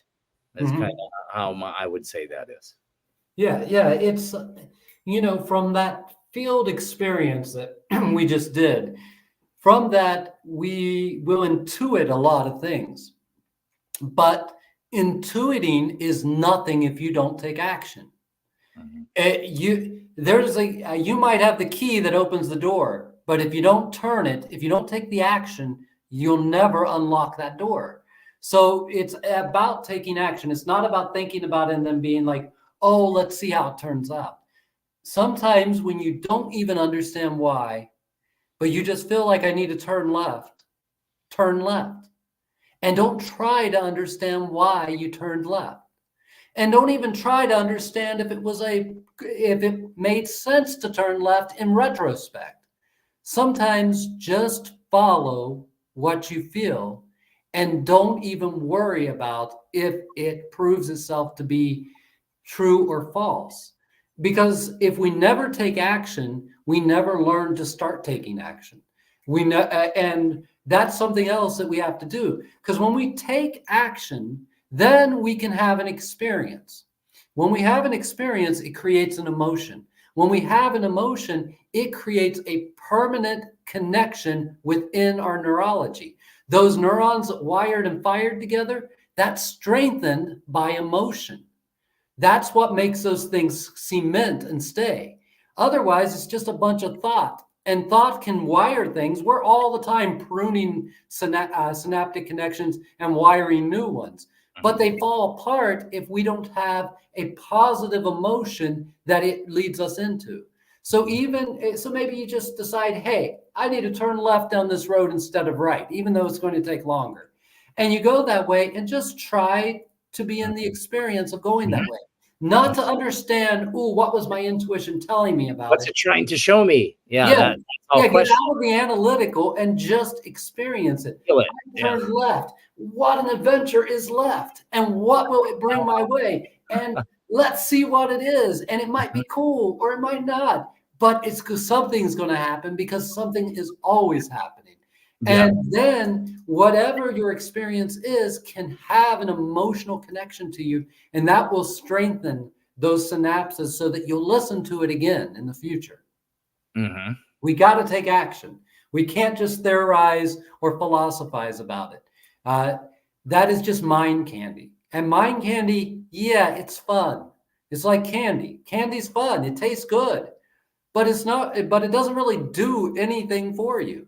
It doesn't help your body. It doesn't heal your body, but it's good. Quite the opposite, but it feels good for your brain. You get that brain-gasm through your mouth after you. You get that dopamine rush. And you're like, ooh, I like that. Here's another point that I like is practice mindful observation. So spend time observing your environment and the people around you without judgment. This practice can enhance your ability to notice subtleties that your subconscious mind pick up on, which is a crucial component of intuition. So that's a huge thing. That's something I talk about a lot is, can you sit still in a place and just become aware? Just like how we were just talking about, like having, hey, I have this feeling that's telling me to turn right. All right, I'm just going to go with it. I'm just going to kind of feel with it. And then I'm going to observe it without judgment. I'm not trying to judge it if it's good or if it's bad or anything, allowing it to kind of flow and kind of take itself where it wants to go. Yeah. And another thing that I'll add to all of that really helps with intuition is to understand you can't practice it forever because it will turn itself off, because it's not a parlor game. It's not something like that. It's not something that I don't like to use the word play with, because I like to approach life as play. Right. But it's not something we do frivolously. Once we've had an experience or two that is positive, say you decide, hey, I'm going to call this person, and you think that person's not going to be home. So you call them anyway, and their wife says, oh, no, they're not home right now. That's a positive experience. You don't have to keep playing with it that way, because once you have one or two of those, you have the anchor set. And to go beyond that is just you not believing in yourself. That's you feeding doubt. And when you feed doubt, you're not going to be able to do it as well, because you're feeding a synaptic connection that says, when I have this hit, doubt it. When I have this hit, doubt it. And that's not going to help you develop your intuition, because as soon as you have the intuitive hit, you're going to say, yeah, but I don't know. Maybe I got to see if it's right or not, because we're like that. We really have to get into looking at life as an ever evolving experience that we're just a part of, and that we don't have to be right or wrong in anything all the time. And to develop a skill at something doesn't mean doubting yourself a million times. I was a martial artist. I was taught how to throw a punch. I learned that. I practiced it a little bit. There came a point where even in my practice, I'm not thinking about it anymore. I know that it's happening correctly. I don't have to focus on it. That's where you're trying to get. You're trying to get where you don't have to focus on it, and you don't have to doubt yourself about it. Right. It becomes part of the program. Part of your subconscious awareness is that, just like you're punching. Once you train the neurological connection for it to happen repeatedly, you don't got to think. It's just like driving. You don't have to pay attention to driving anymore. It just does it on itself, and you can be alive and awake around you. But when you first start driving, all you can do is pay attention to everything, because it's so novel, it's brand new. You don't have a nervous system to support it without focused attention and being on it. Yeah, So, and with the driving analogy is a great analogy. And if you start to think about what you're doing while you're driving, you'll suddenly realize that driving becomes very complicated all of a sudden. If you start to really try to become completely aware yeah, of like when a every little police action. officer's behind you and you're trying to Yeah, make all sure of a sudden you can't drive, can you? You all can't of a keep sudden the you can't steady be straight. speed. Oh my God, why can't I stay in the lines? Oh, Yeah, it just happens I'm to us going to because jail. we're focusing too hard. And Right. we're stepping out of being and into Out of the knowing. flow, right? You're Yeah. out of the flow, right? Out of the flow of being. Here's one I like, is something I do very often, and that's embrace solitude. So spending some time alone can help you connect with your inner thoughts and feelings, which is essential for developing intuition. Solitude can provide the clarity needed to recognize and interpret your intuitive insights. I love spending every day. I try to spend some time where it's just dark, it's quiet, and I'm all alone, and I don't do anything. I just be there. And that's something that's been such a huge tool to me along my journey. And then I found it even more interesting during my time with you, when you had us do blackening, because I was like, shit, I already do this, I love this, so it was like, but it was even more so because now it like had like an energy behind it. Like it came with the instructions that came from you also came with a form of energy or frequency that I was able to become aware of while I was doing my normal kind of solitude. Like I can also find great solitude. I don't have to be in a dark room. I can be anywhere. I can go anywhere now. And because it's a feeling, it's a frequency of consciousness. I could be anywhere and find solitude because it's the feeling with the spaciousness I find within me is kind of where that comes. So like today I was sitting on a park bench this morning with the sun was coming up. I was hanging out with some nature beings and opening up. And that's kind of became very much, even though I'm enveloped in everything that's happening, it was just this solitude kind of feeling, this isolated kind of feeling where I'm just there and I'm experiencing everything from within inside me. Like, and there is no external anymore. It's just me, and everything's just me. And just that little bit of time, I only need is just a few minutes, and it's wildly recharging in some sort of way. And I can tell how it starts to consistently help and develop my nervous system. Yeah. Another thing I'd throw in there along the same lines is just being in nature. And I really like the idea of walking, not just sitting statically still, but going into nature and moving through it, walking through it and continuing to move until the internal monologue quiets down. The internal monologue is always there. That's something people get wrong about meditation, that it vanishes. It's always there, but there comes a point where you don't pay attention to it. Right. Where you can let it, where suddenly you're somewhere else and it's just rolling, but you're really not interested in it. And you can just and when you get to that point and then you can really experience nature. Then all of a sudden you hear all the birds and you feel all these energies. Another cool thing you might want to do is when a thunderstorm's coming, just sit there and feel the ions in the air and just try to notice where the next lightning bolt's going to come down and just kind of guess. I think it's going to come right down over there. I think it's going to be over here this time.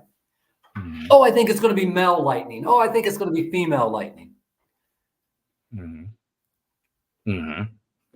Here's another one. I wrote down a bunch of different stuff that kind of came to me today.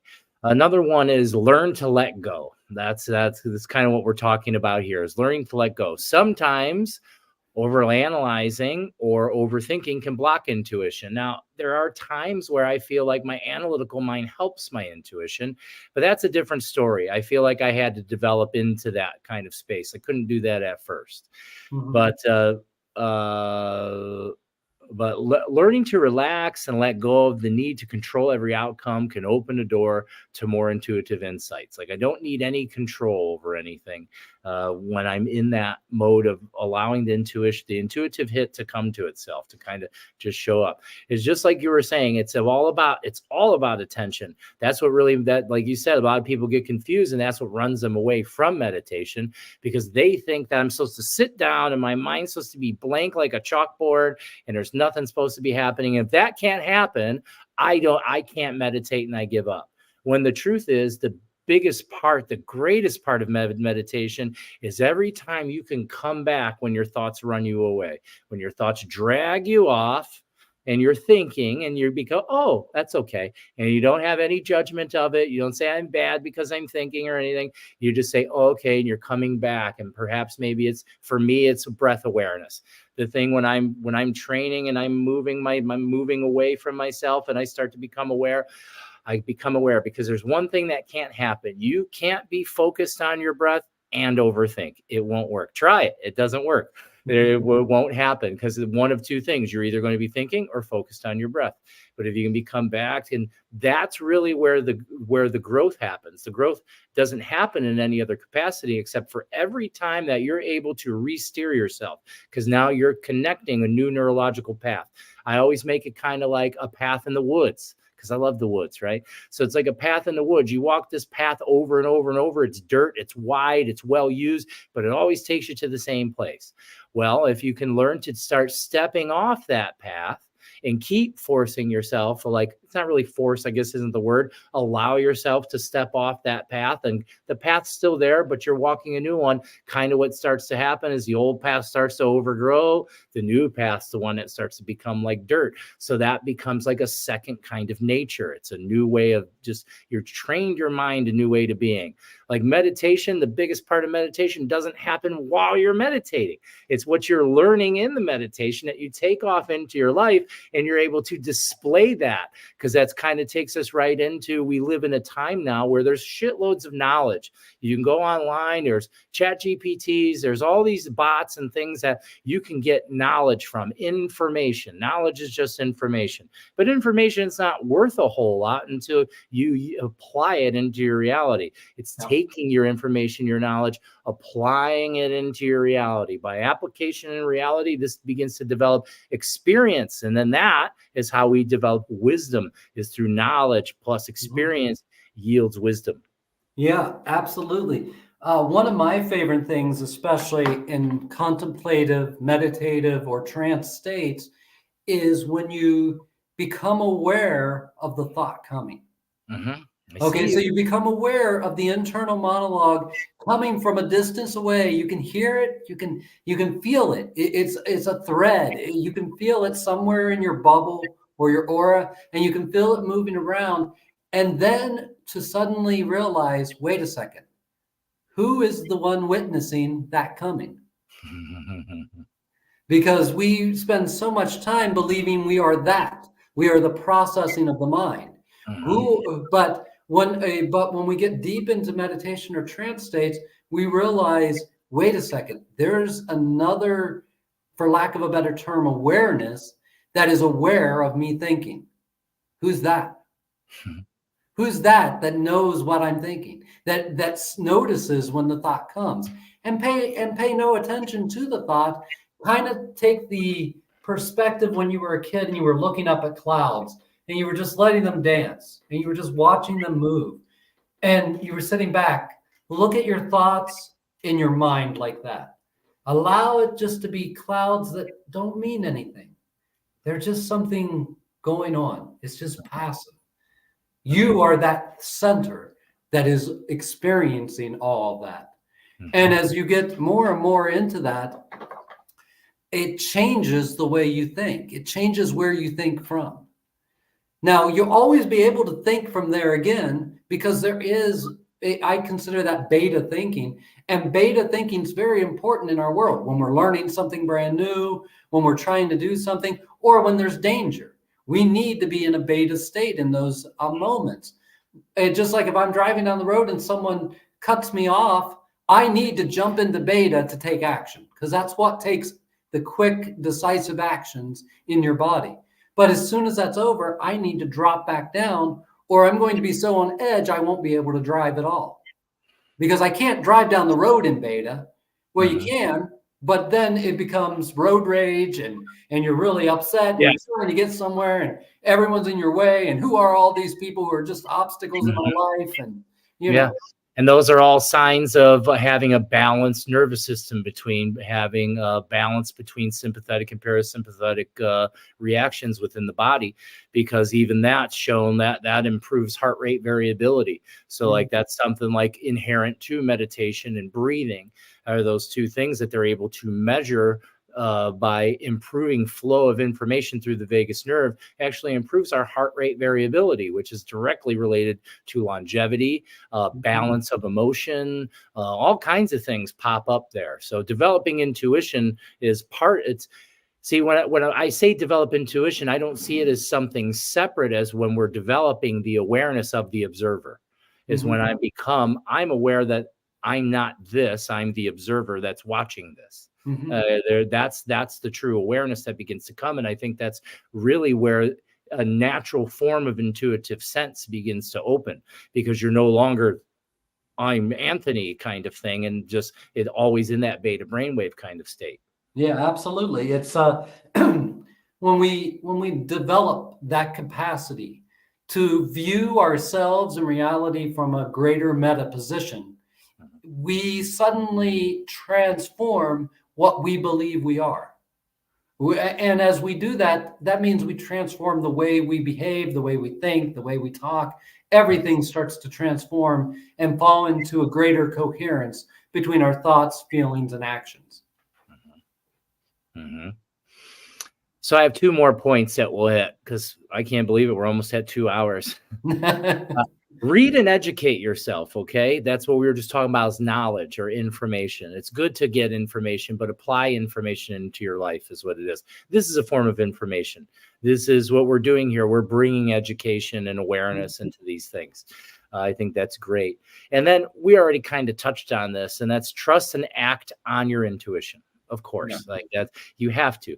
Finally, the more you trust and act on your intuition, the stronger it becomes. Start with small, low stakes situations to practice trusting your gut, and gradually work up to more significant decisions. I kind of found that kind of aspect for me was very helpful when my intuition was opening up, to begin to trust it. As well, first I got to at least try to trust it. At least start there. Start with something that you're not afraid of, and kind of allow it there. Not like this big life decision kind of, I'm not sure about my intuition thing. But like you were talking about the lemonade. Like, hey, I had this feeling I was supposed to get lemonade. Well, just do it, because maybe the lemonade isn't for someone coming to your house. Maybe that lemonade is so you go to that store and you meet someone you're meant to meet on your journey. Absolutely. We never know what it is that we very rarely understand what our intuition is, but it's important to act on it in the moment that we have it, because that's the only way we can set down an anchor point. That's the only way that we can anchor the experience, so that it can become a reliable experience in our life. If we don't act on it, we won't have an experience. If we don't have an experience, we won't have an elevated emotion. If we don't have an elevated emotion, it just is trivia, and it's something that just gets washed out. And there's just so many things that you will not know in the moment. It could be a long time later before you go, oh, wow, now I understand why I was guided that way. Like something in me guided me to go that way, because look what's happened. Something transpired from that one new thing, that one turn, and which I wasn't sure about at first. Yep, absolutely. And then the last thing I said was developing intuition is a personal and often gradual process. It requires patience, practice, and willingness to trust and explore your inner self. Yep, absolutely. Well, I can't believe it. We made 1 hour and 53 minutes, and that was fast. That was really, really fast. But I had a really good time, and I want to thank you so much for being here, Zane. What do you got going on? What do you got coming up? What do you have? I've got several things coming up. I don't know the exact date, but I'm doing a hybrid apprenticeship up in North Olmsted. So it'll be 7 weekends stretched out over 7 months. Actually, I think it will be stretched out over 8, because we're going to take 1 month off in the summer. And it will also have some online components to it. But we'll be learning the tradition and moving through those things. Also going to be doing another run of the online apprenticeship, of course. And I'll be doing another run of the modern shaman's diet and a couple other things. Cool. Great. Yeah, I got a lot of stuff going on too. The nearest thing that's pretty big is I have an 8-week shamanic training course starting March 5th. So that's open to pretty much anyone that's interested. It's very much just kind of a beginner module to anyone that's interested in learning more about their personal power and energy. We have lots of other events that are happening and going on. Feel free to check us out at thepositivepineapple.org, or you can follow us on Eventbrite. We're on all the social media platforms and all this stuff. So check us out. Check out Zane. What's your website, Zane, or where? One is wildheartsmedicine.com. And the other one that I'm kind of using more right now, but it doesn't have a lot of content on it, is community.zanecurfman.com. Community.zanecurfman.com. Yep. Okay, it's kind of a new kind of thing that I've been trying out as a new way of interacting.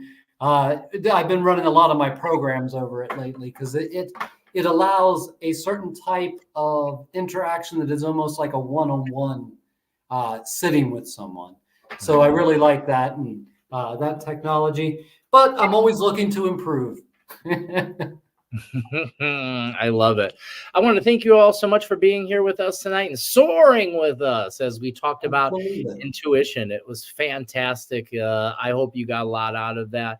As usual, you can always reach out to me with any questions, or, either of us probably. We love to hear from you. And we send you off into the world with great love. Zane, before we leave, would you mind closing the space? Sure.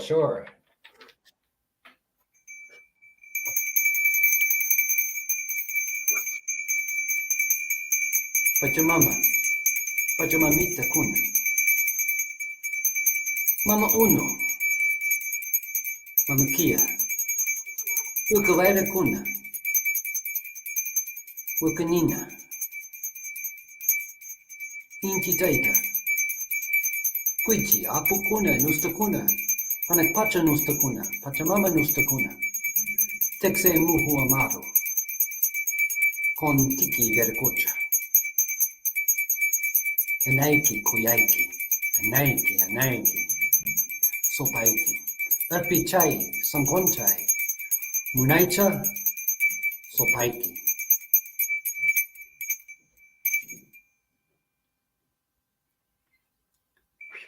Reaching your hands out to the side. Bringing your energy field back up into a radiant sphere above your head. Reaching out, grabbing your heart field like a blanket and pulling it back into your heart.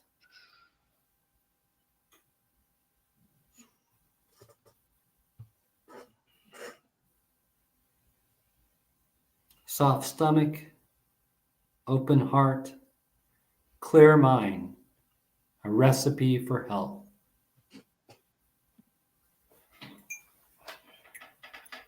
Nike Kuyaiki Orpichai Sonkolai. Thank you. Have a good night, everybody. Thank you.